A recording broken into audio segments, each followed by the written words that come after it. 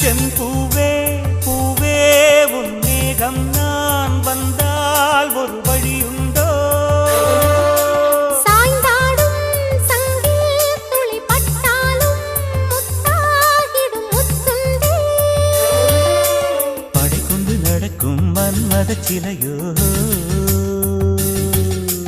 மன்னவன் விரல்கள் பல்லவன் மொழியோ இமைகளும் உதடுகள் ஆகுமோ